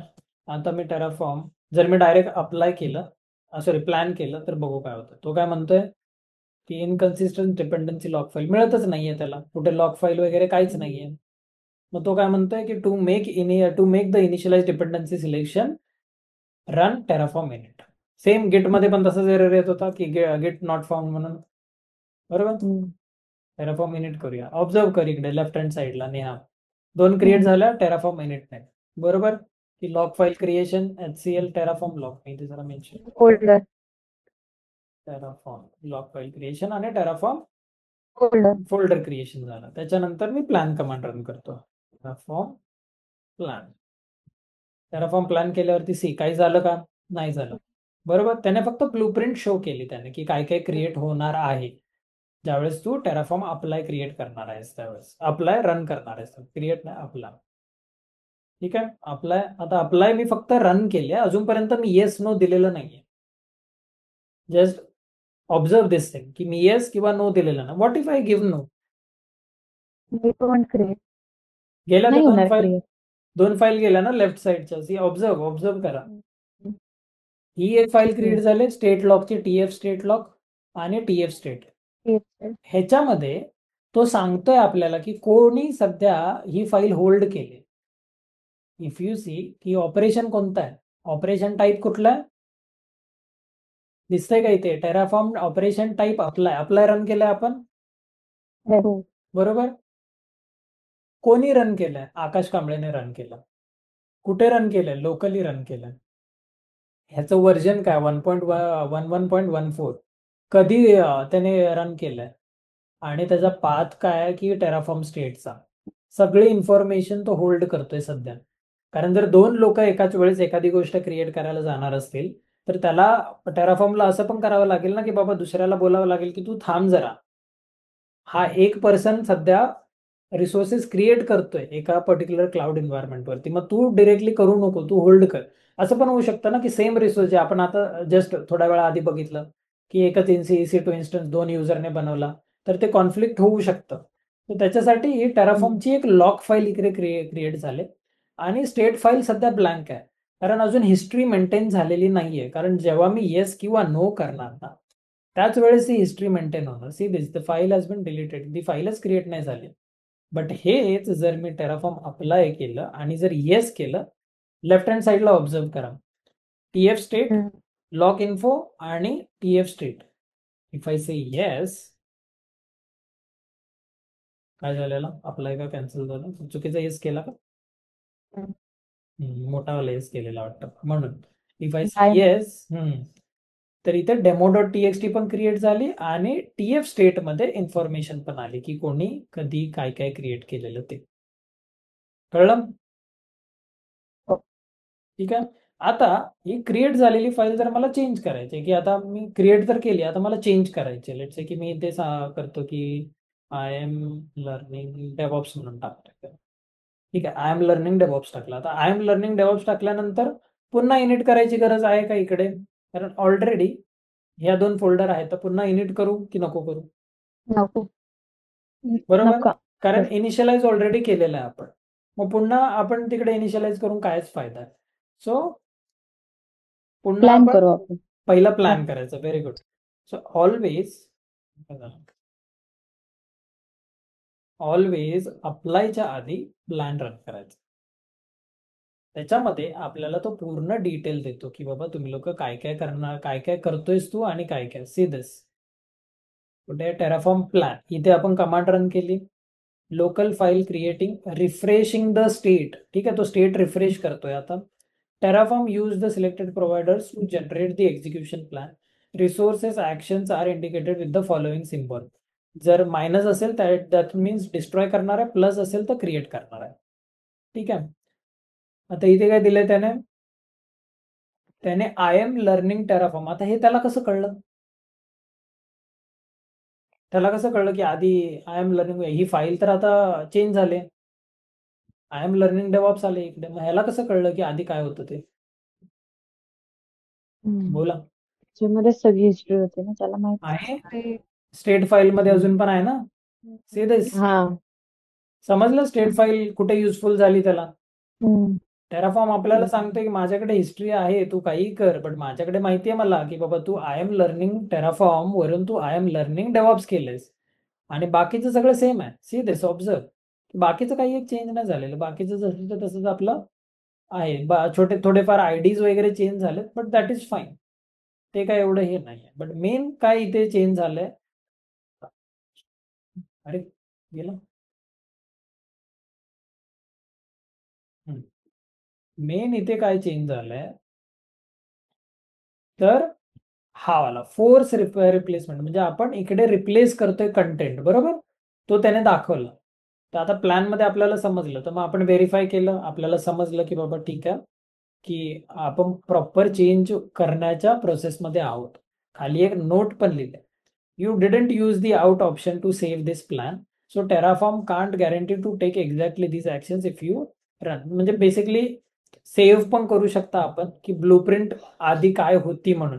म्हणजे बेसिकली ही जी प्लॅन कमांड केल्यानंतर जे आउटपुट येतं ना, ते आपण स्टोअर करणार. जर उद्या जाऊन कोणी काय विचारलं की बाबा तू त्यावेळेस काय चेंज केलेलं तर दाखव, मग या आउट ऑप्शनने जे पण आउटपुट असेल ना ते आपण दाखवणार की बाबा हे चेंजेस मी केलेले. म्हणजे हे आउटपुट त्याला दाखवणार की आधी होता आय एम लर्निंग टेराफॉर्म आणि आता झालंय हे मी चेंज केलेलं त्याच्यामध्ये. ठीक आहे, हे समजलं की आता काय झालं? काही डाऊट आहे याच्यामध्ये?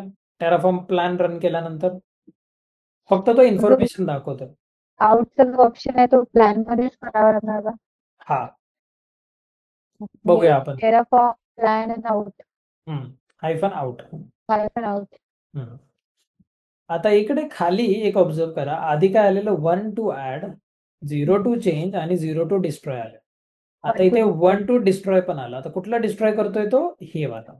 The old one. हे डिस्ट्रॉय करून हे क्रिएट करणार आहे. समजलं कसं आउटपुट रीड करायचं याच्यामधलं? हा. आता पुढची कमांड काय आपली? Terraform apply. एंटर. एंटर केल्यावरती पुन्हा जे टेराफॉर्म प्लॅनचं जे आउटपुट येतं ना तेच परत देणार आणि तो विचारणार yes and no. I will say yes. Again log file create झाले. ऑब्झर्व टेराफॉर्म स्टेट पण मी ओपन करून ठेवतो, ह्या लाईनवर आहे सध्या मी, आणि I will say yes. Change झाली स्टेट आणि त्याने बॅकअप पण क्रिएट केलं आणि त्याच्यामध्ये आय एम लर्निंग टेराफॉर्म पण टाकलं. समजलं? हिस्ट्री क्रिएट झाली. करेक्ट. टेराफॉर्म बोलतोय की बाबा मी तर बाबा रिस्पॉन्सिबिलिटी घेणार नाही, तुम्ही काय करताय ते तुमचं तुम्ही बघा. मी बॅकअप क्रिएट करून ठेवलाय, स्टेट फाईल क्रिएट करून ठेवले. जर तुझ्यावरती उद्या काय जर झालं, ऍक्शन घेतली की तू काय केलेलंच दाखव, तर हे बॅकअप फाईल दाखव, स्टेट फाईल दाखव आणि you will be good to go. म्हणजे हेल्पफुल टूल आहे बेसिकली. असं नाही की तू काही कर, मी नाही बाबा रिस्पॉन्सिबिलिटी घेणार. तो आपलं लिहून ठेवतोय काय कोणी केलेलं, कधी केलेलं, काय चेंज केलंय, सगळं काही ठेवतोय तो. ठीक आहे. आता पुन्हा आपण चेंज करूया. लेट्स से की इथे जाऊन आपण अँसिबल टाकतो. अँसिबल. आता काय कमांड रन करू इकडे? Terraform plan. प्लॅन केल्यानंतर पुन्हा अगेन 1 टू डिस्ट्रॉय. तो बोलतोय की तू आता डेव्हऑप्स वरून आलास अँसिबल वरती. ठीक आहे. सो अगेन टेराफॉर्म, पुढची कमांड अप्लाय. अप्लाय केलं. अगेन सेम गोष्ट. पुन्हा लॉग फाईल क्रिएट झाले. कोण प्रोसेस करतोय त्याची इन्फॉर्मेशन आली. मग इकडे स्टेट वरती येतो. इथे डेव्हऑप्स हे हायलाइट करून ठेवतोय की चेंज होतंय की नाही बघायला. I will say yes. इकडे चेंज झालं. I am learning Ansible. बाकीचं जे काय चेंज करायचं होतं त्याने केलेलं आहे. म्हणजे कंटेंट जो आपण टाकलेला तो आता लेटेस्ट स्टेट ही आहे. लेटेस्ट जे रेफर करणार ना ती TF स्टेट वाली. नाही इथे एकाच दाखवणार. इथे जी लेटेस्ट स्टेट असेल ना ही इथे असणार. बॅकअप मध्ये तुमचं वेगळं असणार. हा, म्हणजे दोन्ही दाखवणार का आपलं टेराफॉर्मचं पण आणि डेव्हऑप्सचं पण? नाही, त्याच्या आधीचं हिस्ट्री. अच्छा. एक आधीचं. इथे बघ ना की डेव्हऑप्स टाकलेलं आधी, त्याच्यानंतर आपण अँसिबल वर आलो. आता पुन्हा जाऊन जर समजा टेराफॉर्म केला. आता इथे जाऊन आपण काय करूया की AWS करतो. ठीक आहे. आता स्टेटमध्ये काय लेटेस्ट वाल्यामध्ये अँसिबल आहे, बॅकअप मध्ये काय आहे डेव्हऑप्स आहे. आता मी बॅकअप वाली ओपन ठेवतो, टेराफॉर्म प्लॅन टेराफॉर्म याच्यामध्ये पण बघितलं तर अँसिबलचं AWS करतो इकडं, apply, I will say yes. इकडे अनसिबल आलं. अँसिबल आलं आणि स्टेटमध्ये काय आलं लेटेस्ट वाला AWS. समजलं की कमांड काय करतायत? समजलं. ठीक आहे. आता हीच फाईल जर मला डिलीट करायची तर आपल्याकडे कमांड आहे टेराफॉर्म डिस्ट्रॉय. टेराफॉर्म डिस्ट्रॉय केलं की main.tf पहिला रीड होणार. main.tf मध्ये जेवढे पण रिसोर्स ब्लॉक आहेत ना तेवढे सगळे डिलीट होणार. म्हणजे जे आपण इथे आता एकच आहे म्हणून एकच फाईल ते डिलीट होऊन जाईल ही वाली. ठीक आहे की बाबा आय एम लर्निंग डेव्हऑप्स नावाची की ते आपलं demo.txt नावाची एक फाईल आहे, ही डिलीट होऊन जाईल. बट जस्ट अज्युम की इथे खूप सारे आहेत, खूप सारे रिसोर्सेस आहेत, S3 बकेटसाठी आहे, लॅम्बडासाठी आहे, EC2 साठी आहे, खूप साऱ्या गोष्टी बनवून ठेवल्यात. आणि जर तुम्ही लोकांनी टेराफॉर्म डिस्ट्रॉय जर रन केली तर मग काय होईल? सगळंच जाईल आपलं. बरोबर. सो मेक शुअर की टेराफॉर्म डिस्ट्रॉय कमांड खूप कमी वेळा यूज करा. ज्यावेळेस गरज ऍक्च्युअल मध्ये असेल ना त्याच वेळेस ती यूज करायची. पण आता ह्याच्यामध्ये पण आपल्याला आपण असं पण बघणार आहोत की बाबा एक स्पेसिफिक रिसोर्सेस कसा डिलीट करायचा, कारण अशी पण रिक्वायरमेंट येऊ शकते ना. त्यावेळेस तो रिसोर्स ब्लॉकच आपण आता फॉर एक्झाम्पल मी काय करतो की इथे क्रिएट फाईल टू देतो, इथे लेट्स से sample.txt देऊया, साईड sample.txt आणि टेराफॉर्म अप्लाय करतो, प्लॅन करतो. पहिला प्लॅन मध्ये काही चेंज होत नाहीये कारण पहिलं वालं तर आय मीन चेंज म्हणजे डिस्ट्रॉय नाही होत आहे किंवा चेंज नाही होत आहे, कारण आपण हे तर सेम ठेवलंय, हे तर जसेच तसंच राहणार. एक नवीन आपण ऍड करतोय. ठीक आहे. त्याच्यामध्ये तो बोलतोय की sample.txt नावाची फाईल एक नवीन ऍड होणार आहे. मी रन करतो Terraform apply, I will say yes. आणि ते केल्यानंतर यू वुड सी की दुसरी एक फाईल क्रिएट झालेली आहे. ठीक आहे. आता मला फक्त एकच याच्यामधला फाईल ठेवायची आणि दुसरी डिलीट करायची. तर इथून मी ही फाईल मॅन्युअली पण डिलीट करू शकतो. आपण आता काय ट्राय करूया की हा ब्लॉकच मी काढून टाका. बॅकअप बघायचं तुला?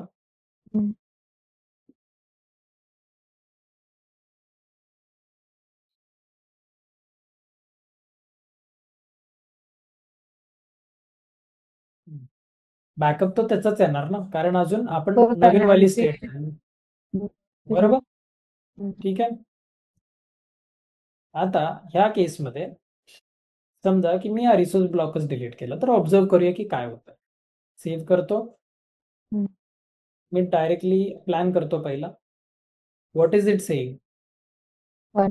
रिसोर्स ब्लॉक काढून टाकला, मी डिस्ट्रॉय कमांड रन नाही केलेली, बट मी तो रिसोर्स ब्लॉकच. बट आता त्याने जी आधीची स्टेट होल्ड केलेली त्याच्यामध्ये त्याला माहिती होती की 2 रिसोर्स ब्लॉक आहे, बरोबर. आणि आता त्याला एकच दिसतोय, म्हणून तो काय करणार की तो जो दुसरा वाला डिलीट केलेला ना तो डिस्ट्रॉय करून टाकणार तो. म्हणून तो म्हणतोय की बाबा डिस्ट्रॉइड म्हणून, म्हणजे ही फाईल डिस्ट्रॉय होणार आहे. आणि जर मी टेराफॉर्म अप्लाय केलं तर जस्ट ऑब्झर्व लेफ्ट हँड साईडला sample.txt काय होतंय त्याचं. गेली. आणि हेच जर सिंगल साठी मला डिस्ट्रॉय करायचं की माझ्याकडे एकच रिसोर्स आहे, टेराफॉर्म डिस्ट्रॉय जर रन केला आणि जर मी येस केलं तर ती पण फाईल डिलीट झाली. आता इथे जर मी अंडू केलं, आता ऑब्झर्व वन थिंग अगेन, डिस्ट्रॉयने परत या दोन्ही पण एकसाथ करायचं ट्राय करूया. टेराफॉर्म अप्लाय करतो. अप्लाय केल्यावरती क्रिएट होणार आता 2 to add, 0 to destroy, 0 to change, बरोबर. sample.txt नावाची फाईल आणि demo.txt नावाची 2 फाईल क्रिएट होणार आहे. I will say yes. आल्या दोन्ही पण फाईल. आता या दोन्ही पण जर मला डिलीट करायचं तर एकसाथ, तर मी काय करतो Terraform destroy, I will say yes, आणि दोन्ही पण डिलीट झाल्या. म्हणजे काय की एक जर रिसोर्स ब्लॉक काढून टाकला तरी त्या प्रिव्हियस स्टेट वरून तो डिसाइड करतो की हे डिस्ट्रॉयच करायचं आहे, कारण ऑब्व्हियसली त्याला होल्ड करायची आहे ना स्टेट, जी आपण main.tf फाईल आपण रन करतोय ती रन केल्यानंतर एक नवीन स्टेट येणार, बट नवीन स्टेटमध्ये त्याला दिसतंय की बाबा तो रिसोर्स ब्लॉकच नाहीये. मग जो रिसोर्स ब्लॉक नाही तर तो अज्युम करतो की ह्याला डिस्ट्रॉय करायचं, म्हणून तो डिस्ट्रॉय करून टाकतो. मग असं कधी करू नका. ज्यावेळेस आपण ऑर्गनायझेशनमध्ये काम करतो ना, त्यावेळेस कधी कधी म्हणजे ही मिस्टेक झालेली आहे, माझ्याकडून पण झालेली आहे, असं नाही की माझ्याकडून नाही झालेली आहे. तर एकदा काय केलेलं मी की एक कम्प्युट इन्स्टन्सच होता आणि त्याच्यावरती आय गेस थोडं असं नॉर्मल टेस्टिंग रिलेटेड काहीतरी चालू होतं. ज्यावेळेस मी शिकत होतो त्यावेळेस, तर मी तेव्हा काय केलं की मला मॅनेजरने काय सांगितलं की बाबा याच्यामध्ये आपल्याला नवीन गोष्ट काहीतरी ऍड करायची का, असं काहीतरी डिस्कशन होतं. तर मी काय केलं की मला ते गरजेचं नव्हतं, म्हणजे main.tf एकच फाईल होती आणि मला फक्त एक दुसरा वेगळा ब्लॉक बनवायचा होता. ठीक आहे, रिसोर्स ब्लॉक. म्हणून मी काय केलं की तो ब्लॉकच काढला, फाईल सेव्ह केली आणि मी टेराफॉर्म अप्लाय केला आणि मी ऑब्झर्व नाही केलं की काय होणार, कारण शिकताना तेवढं आपण ऑब्झर्व करत नाही. आणि त्याने जो एक्झिस्टिंग रनिंग इन्स्टन्स होता ना, तो पण डिलीट मारून टाकला. कारण त्याने काय केलं की इथे फाईल पहिला चेक केली की आधीची फाईल काय होती, आताची फाईल काय होती, त्याच्यामध्ये रिसोर्सवाला ब्लॉक होता का नाही होता. आणि मग तो रिसोर्सवाला ब्लॉक जर आपण काढून टाकलाय फाईलमधून, तर तो अज्युम करतो की आपल्याला डिस्ट्रॉय करून टाकायचं आहे आणि त्याने डिलीट मारून टाकलं. So that was one learning की जेव्हा पण काय करायचं आहे ना, त्यावेळेस बी सेफ अबाउट की काय आपण त्या, कारण जेवढा पण कंटेंट आपण main.tf मध्ये टाकणार आहे ते आपल्या स्टेटमध्ये आणि हिस्ट्रीमध्ये स्टोअर होऊन राहतं. म्हणून पुढच्या वेळेस ज्यावेळेस ह्याच्यामध्ये काही मिसिंग वाटेल ना, त्याला वाटतं की बाबा डिलीट करून टाकायचं, मग तो डिलीट करून टाकतो. So better to be in a state where you are reading it properly आणि ज्या गोष्टी आपल्याला पाहिजेत किंवा नको तेवढ्याच फक्त चूज करून आपण त्या गोष्टी तिथे द्यायच्या आहेत आणि उगाच अननेसेसरी काही रिमूव्ह करत बसायचं ना, डिलीट करत बसायचं ना. समजलं? हम्म, क्लिअर आहे? हम्म. काही डाऊट आहेत, काही क्वेश्चन्स? तर जेवढे आपण रिसोर्स ब्लॉक रिमूव्ह करणार तेवढा तो डिस्ट्रॉय करत करत डिस्ट्रॉय कर. बरोबर. तर बेसिकली main.tf आपल्याला प्रॉपर ठेवायचे. येस, जेवढं गरजेचं आहे तेवढंच, अननेसेसरी त्याच्यामध्ये खेळायचं नाहीये. जर काही वेगळं करायचं तर वेगळी फाईल बनवा दुसऱ्या फोल्डरमध्ये, तिकडून क्रिएट करा. बट जी मेन तुमच्या प्रोडक्शनची आहे किंवा टेस्टिंग एन्व्हायरमेंटची आहे, ह्या ज्या मेन जे एन्व्हायरमेंट आहेत ना, त्याच्याबरोबर don't play around with it. Otherwise मग असंच रॅन्डमली काहीतरी डिलीट झालं की मग मॅनेजर, टीम लीड सगळे येतील मागे, काय केलं म्हणून. ठीक आहे. सो पुढे आपण याचं अजून थोडंसं, म्हणजे आता हे तर आपण लोकली बघितलं की लोकल एन्व्हायरमेंटवरती किंवा लोकल इन्फ्रास्ट्रक्चरवरती कशा काय गोष्टी करायच्या. पुढे आपण ह्याच्यावरच AWS सोबत कसं कनेक्ट करायचं किंवा AWS वर एखादा रिसोर्स क्रिएट करायचा, तो डिस्ट्रॉय करायचा, त्याच्यासाठी काय काय आपल्याला इथे स्क्रिप्टमध्ये लिहायचं आहे किंवा कुठला रिसोर्स ब्लॉक वापरायचा, त्याची नावं काय द्यायची, त्याच्यामध्ये हे जे आर्ग्युमेंट्स आहेत ना, हे आर्ग्युमेंट पण चेंज होणार. कारण EC2 ला फाईल नेम देऊन काय फायदा आहे का, EC2 ला कंटेंट देऊन काय फायदा आहे का? काय वाटतं की EC2 ला या दोन गोष्टींची गरज असू शकते का? नाही. त्याचे आर्ग्युमेंट्स पण डिफरंट डिफरंट असणार. सो नेक्स्ट अपकमिंग याच्यामध्ये आपण त्या सगळ्या गोष्टी बघू. ठीक आहे.